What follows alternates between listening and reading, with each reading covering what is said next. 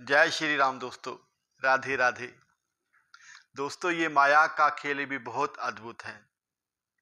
मनुष्य सारी उम्र इस माया के पीछे भागता रहता है और इसी भाग दौड़ में कब उसके जीवन का अंत हो जाता है उसे पता भी नहीं चलता। हर समय, हर वक्त, हर पल पैसा, मेरा परिवार, मेरे बच्चे, यहाँ तक तो चलो ठीक है, लेकिन उसके बाद मेरे पोते, आगे उनके बच्चे। इंसान जब एक बार इस मोह माया के जाल में फंस जाता है फिर वो इससे निकल नहीं पाता। भगवान ने भी ऐसी बुद्धि दी होती है कि वो उससे निकलने की कोशिश करके भी, चाह के भी, इष्टों से बाहर चाह कर भी निकल नहीं पाता।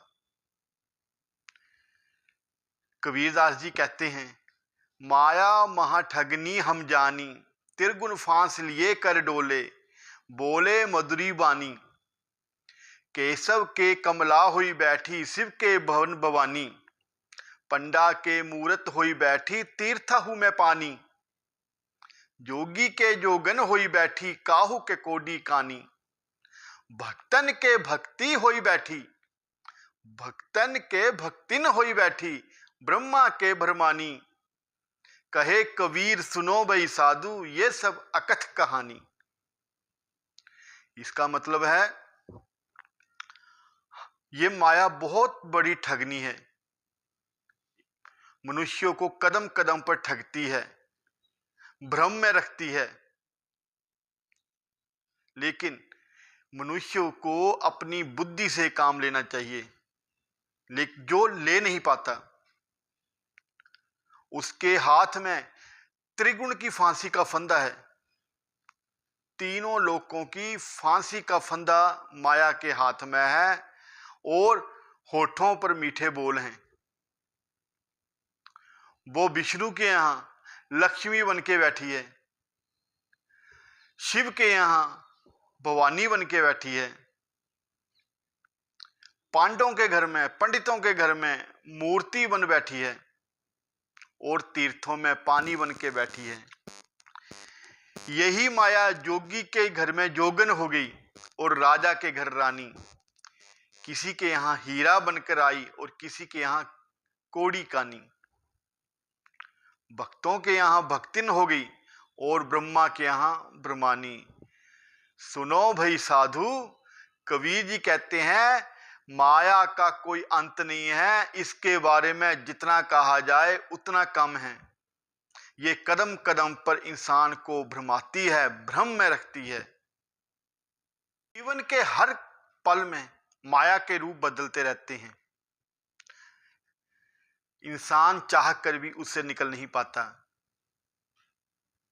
ऐसी ही आज की एक कथा है माया में उलझे हुए प्राणी की। एक सेठ जी थे, नगर में उनका बहुत नाम था, आटा चक्कियों का उनका व्यापार था, दाना पीसते थे, काफी नौकर चाकर थे, दुकान पर बैठे हुए थे। बूढ़े होने पर भी दाना दल रहे थे चक्कियों में डाल के। दाना दलते जाते और कहते जाते, इस जीवन से तो मौत अच्छी है, भगवान ये जीवन मुझे क्यों दिया है, इससे तो अच्छा है आप मुझे मौत दे दो। लेकिन दोस्तों, कई बार तो मुंह मांगे भी मौत नहीं मिलती। जो मौत मांगते हैं उनका जीवन बहुत लंबा रहता है और जो जीवन मांगते हैं, कई बार हम देखते हैं जिनके घर में, जिस प्राणी के पास सुख सुविधा, हर तरह का ऐशो आराम के साधन होते हैं, पता चलता है कि वो गुजर गया। और एक प्राणी है जो सुबह शाम मौत मांग रहा है, भगवान से प्रार्थना कर रहा है, प्रभु इस जीवन से मुझे मुक्ति दो, ये कष्ट अब झेले नहीं जाते। तो वो रगड़ रगड़ कर अपना नारकीय जीवन जी रहा है। ये भी प्रभु की माया है। जब वो सेठ दाना दल रहा था और कह रहा था, प्रभु इस जीवन से तो अच्छा है मुझे मौत दे दो। तभी उसी समय एक साधु बाबा उसकी दुकान के पास से होकर निकले। उन्होंने सेठ के ये शब्द सुने और सोचा, कितना दुखी है, इतना धनवान है, इतना अच्छा कारोबार है, हर तरह से सुख समृद्धि इसके घर में है, फिर भी मौत क्यों मांग रहा है। चलो इसकी कुछ सहायता करनी चाहिए, कुछ अध्यात्म का ज्ञान देकर इसके मन को शांति मिलती है तो इसको अध्यात्म का ज्ञान देना चाहिए। और साधु का स्वभाव तो होता ही सबका भला करना है, जरूरी नहीं वो साधु सन्यासी ही हो, गृहस्थ में भी ऐसे बहुत से साधु होते हैं जो सबका भला मांगते हैं। वो सन्यासी उस सेठ के पास गए और बोले, सेठ बहुत दुखी लगता है तुम, मेरे पास एक विद्या है जिससे मैं तुझे सुखी कर सकता हूं और तू चाहे तो तुझे स्वर्ग लेके जा सकता हूं। अगर तूने चलना है तो चल, तुझे स्वर्ग के भोग भोगने को मिलेंगे और इस जीवन से, इस दुखों वाले जीवन से छुटकारा मिल जाएगा। मरना तो तुझे आज है ही, आज नहीं मरेगा तो कल मरेगा, कल नहीं तो परसों मरेगा। साल 10 साल 20 साल बाद मौत तो एक दिन आनी आनी है। तो चल, तुझे मैं सदगति देता हूं और तुझे मैं स्वर्ग लेके चलता हूं सीधा। सेठ ने साधु की ओर देखा और बोला, बहुत दयावान हो बाबा तुम, परंतु मैं जा कैसे सकता हूं, इतना बूढ़ा हो गया हूं, अभी तक तो मेरी कोई संतान भी नहीं है, संतान हो जाए तो चलूंगा, अवश्य चलूंगा बाबा, आपने जैसा बोला है आपकी आज्ञा का पालन करूंगा, परंतु एक बेटा मेरे घर हो जाए, मेरा कारोबार संभालने वाला हो जाए, मेरे घर में चिराग जलाने वाला हो जाए, तब मैं उसके बाद चलूंगा। साधु बाबा ने कहा, बहुत अच्छा, उसको आशीर्वाद दिया और बाबा चले गए। कुछ वर्षों बाद साधु के यहां 2 बेटे हुए, जुड़वा बेटे पैदा हुए। साधु बाबा आए, कुछ साल बाद गुजरते गुजरते उसकी दुकान के आगे से फिर निकले। पूछा, कहो सेठ क्या हाल चाल है, परिवार में सब कुशल मंगल है। उस सेठ ने साधु बाबा के प्रणाम किया और कहा, बाबा आपकी कृपा से मेरे यहाँ 2 जुड़वा बेटे पैदा हुए हैं और वो कुछ बड़े भी हो चुके हैं, मेरे पास मेरे कारोबार में थोड़ा बहुत हाथ भी बंटाने लगे हैं। उस सन्यासी ने कहा, सेठ चलो अच्छा हुआ तुम्हारे घर में बेटे हो गए, तुम्हें इस बात की चिंता थी कि मेरा कारोबार कौन संभालेगा, मेरे घर में कोई चिराग जलाने वाला भी नहीं है, चलो बढ़िया हो गया, चलो अब चलते हैं, तुझे मैं स्वर्ग ले चलता हूं। सेठ ने कहा, हे बाबा तनिक इंतजार कीजिए, थोड़ा वक्त और दीजिए, लड़के थोड़ी और बड़े हो जाएं, कारोबार में थोड़ा और निपुण हो जाएं, तब आप आना, मैं जरूर चलूंगा। साधु बाबा ने कहा, ठीक है सेठ, जैसी तुम्हारी मर्जी। साधु चले गए। कुछ साल बाद वो सन्यासी फिर वहां से गुजरा, फिर से उस सेठ की दुकान पे आया। उसने सेठ को आवाज लगाई लेकिन सेठ नहीं निकला। उसका बेटा बाहर आया तो सन्यासी ने सेठ के बेटे से सेठ के बारे में पूछा तो उसके बेटे ने कहा कि सेठ जी तो अब नहीं रहे, उनकी मृत्यु हो गई है। साधु ने अपने योग बल से, अपनी योग माया से देखा कि मरकर वह सेठ कहां गया है। जैसे ही अपनी योग विद्या से, अपनी योग माया से, अपने योग बल से सन्यासी ने ध्यान लगाया तो देखा कि उसी दुकान के बाहर, जो सेठ की दुकान थी जहां सन्यासी बैठा हुआ था, उसी दुकान के बाहर एक बैल खड़ा था वो सेठ वो ही बैल बन के जन्म लिया था, वही पिछले जन्म का सेठ है। उसके पास जाकर साधु ने उसके कान में कहा, सेठ, मैं बोलता था चलो स्वर्ग चलो, अब बैल बनकर खुश हो क्या? छोड़ो इस झंझट को, चलो अभी, चलो अभी तुम्हें स्वर्ग लेके चलता हूं। बैल बने सेठ ने सर हिला दिया कि नहीं, अभी नहीं। कैसे जाऊं अभी? बच्चे ना समझें, मैं चाहे मर चुका हूं, इस बैल के रूप में दुकान के बाहर बंधे बंधे भी बच्चों पर नजर तो रख रहा हूं, बच्चों से कोई गलती ना हो जाए। सन्यासी ने कहा, अगर गलती हो भी जाए तुम कैसे उनको सुधारोगे? सेठ ने फिर वही मोह माया के झंझट में फंसे आदमी कुछ भी ऐसी बातें बोल जाता है जिनका कोई तर्क नहीं होता। कहता, मैं देख तो रहा हूं ना कि बच्चे कोई गलती कर तो नहीं रहे, कर देंगे तो मुझे दुख होगा, नहीं करेंगे तो मुझे खुशी होगी कि बच्चे सही से अपना काम कर रहे हैं। साधु बाबा को बड़ी हैरानी हुई। उसने सेठ को एक बार फिर सोचने के लिए कहा। फिर बैल बने सेठ ने कहा, अगर मैं चला गया तो मेरे बेटे दूसरा बैल ले आएंगे। जितनी अच्छी प्रकार से मैं बोझ उठा सकता हूं, उतनी अच्छी प्रकार से दूसरा बैल बोझ नहीं उठा पाएगा, तो मेरे बच्चों को नुकसान होगा, उनको व्यापार में हानि होगी। ना बाबा ना, अभी तुम जाओ, अभी मैं नहीं जा सकता, कुछ देर और ठहर जाओ, कुछ साल और ठहर जाओ। ऐसे देखते देखते 5 साल और बीत गए। 5 वर्ष बाद वो सन्यासी फिर आए। देखा दुकान के सामने अब बैल नहीं है। दुकान के मालिकों ने एक ट्रक खरीद लिया है। और बैल की जगह, जो बैल सामान ढोता था, उसकी जगह एक ट्रक खड़ा था। उसने इधर उधर पूछा कि बैल कहाँ गया। ज्ञात हुआ, उसके बेटे ने बताया कि बोझा उठाते उठाते उस बैल की मृत्यु हो गई। बोझा उठा के कहीं जा रहे थे, ऐसे में उसके पांव लड़खड़ाए और बोझा सारा उसके ऊपर गिरा और बैल मर गया। साधु बाबा ने फिर अपने योग बल से देखा कि वो सेठ कहां पे है, तो पता लगा कि वह सेठ अपने ही घर के द्वार पर कुत्ता बनकर बैठा हुआ है। साधु ने फिर उसके पास जाकर कहा कि सेठ, अब तो बोझ ढोने की बात भी नहीं रही, अब तो तेरे बच्चों के नुकसान की बात भी नहीं रही, अब चल तुझे स्वर्ग ले चलूं।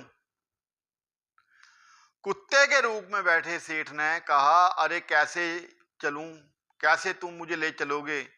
देखते नहीं मेरी बहू सामने है, और उसने कितने गहने पहने हुए हैं, कितने आभूषण पहने हुए हैं। मेरे बच्चे घर पे नहीं है, मेरे बेटे घर पे नहीं है। यदि कोई चोर आ गया तो मेरी बहू से सारे गहने चोरी कर लेगा, तो इस बहू को बचाएगा कौन? नहीं बाबा, तुम ऐसा करो, तुम जाओ, अभी मेरे पास बिल्कुल भी फुर्सत नहीं है, अभी तो मैं अपने बेटे और बहू के घर में रहकर उनके घर की रक्षा करूंगा। साधु बाबा फिर चले गए। 1 वर्ष बाद उसने फिर आकर देखा कि कुत्ता भी मर गया है। फिर अपनी योग माया से देखा कि वो सेठ कहां गया। पहले तो बैल बना, फिर कुत्ता बना, अब कहां गया? फिर अपनी योग माया से देख रहे थे तो ज्ञात हुआ, अपने घर के पास बाहर ही गंदे पानी की नाली में कीड़ा बन के बैठा हुआ था। सन्यासी बाबा फिर उसके पास गए और कहा, देखो सेठ, क्या इससे बड़ी दुर्गति भी कभी होगी? कितनी बड़ी दुर्गति तुम्हारी हो रही है इस मोह माया के चक्कर में। कहां तुम एक सेठ थे, कहां तुम्हें मैं स्वर्ग के भोगने के अवसर दे रहा था, और कहां तुम एक गंदी नाली के कीड़े बन के बैठे हो। अभी भी समय है, चलो मैं तुम्हें अभी ले चलता हूं, अभी तुम्हें इस सारे जन्म मरण के चक्कर से छुटकारा देता हूं, तुम्हें स्वर्ग की प्राप्ति करवाता हूं। मेरी बात अब भी मान लो, नहीं तो आगे आगे इससे भी ज्यादा तुम्हारी दुर्गति होने वाली है। कीड़े के शरीर में बैठे सेठ ने कहा, जोर से चिल्लाकर कहा, चला जा यहां से, क्या मैं ही रह गया हूं स्वर्ग जाने के लिए और तुझे कोई नहीं मिलता? उनको ले जा, उनको ले जा, उनको ले जा। 50 नाम उसने, सेठ ने सन्यासी बाबा को गिनवा दिए। मुझको यहीं पड़ा रहने दे नाली में, मैं यहीं ठीक हूं। कम से कम यहां अपने बेटे बहुओं पोते पोतियों को आते जाते देखकर मेरे मन को शांति मिलती है, मैं प्रसन्न होता हूं। स्वर्ग में क्या करूंगा मैं? तेरा मुख देखूंगा वहां पर जाकर, अपने बच्चों के मुख तो नहीं देख पाऊंगा। सन्यासी बाबा बहुत हैरान हुए और हंसे भी। बाबा ने कहा, ये मोह के चक्कर में फंसे रहने का परिणाम है। ये मोह का चक्कर आत्मा को नीचे ही नीचे ढकेलता जाता है। सेठ, इसमें तेरा कोई कसूर नहीं है। ये तेरी सारी उम्र की बेईमानी की जो कमाई तूने की है, कोई दान पुण्य नहीं करा है, जो सारी उम्र अपना धन जोड़ता रहा है, उस धन को पवित्र नहीं किया है, ये सब उसी का परिणाम है। उसी धन का उपयोग तुम्हारी औलाद कर रही है, तुम्हारे बच्चे कर रहे हैं। उसी धन के कारण, उसी बेईमानी से, दुराचारी से कमाए हुए धन के कारण तुम्हारी ये दुर्गति है।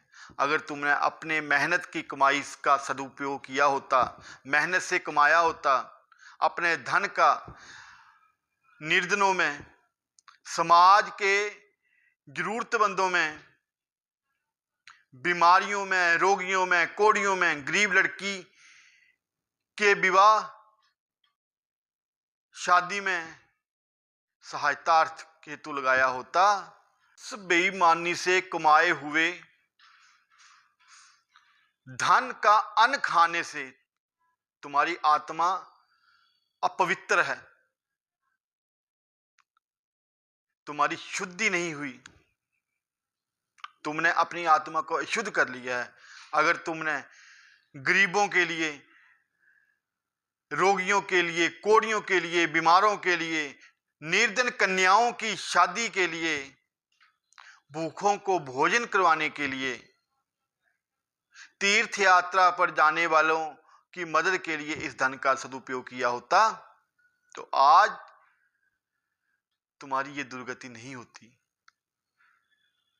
उसी पाप के कमाए हुए अन्न का उपयोग तुम्हारे बच्चे कर रहे हैं, एक दिन उनकी भी यही दुर्गति होगी।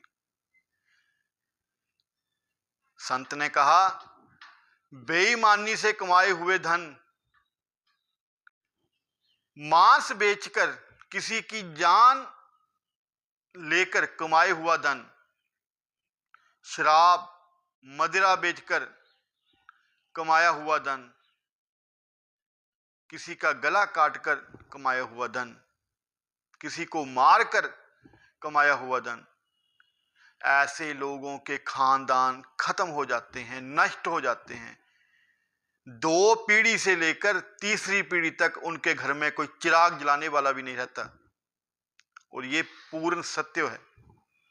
इस प्रकार के कर्म मत करो कि हमारी दुर्गति हो, हमारी आत्मा यहीं पर भटकती रहे। कर्म करो, अवश्य करो, परंतु मोह और ममता से परे हटकर काम वही करो जो परमात्मा को मंजूर हो, जिसके लिए हमारी आत्मा गवाही दे।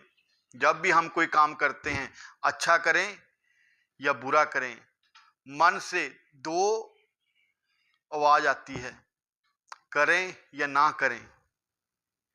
जब हम अच्छा करते हैं तो वो काम करके हमें बहुत सुकून मिलता है, आत्मा को शांति मिलती है, हमारा शरीर ऐसा लगता है बिल्कुल हल्का हो गया है। लेकिन जब हम कोई पाप काम करते हैं, पाप कर्म करते हैं, गलत काम करते हैं, किसी का बुरा करते हैं, तो हम दिल की नहीं सुनते।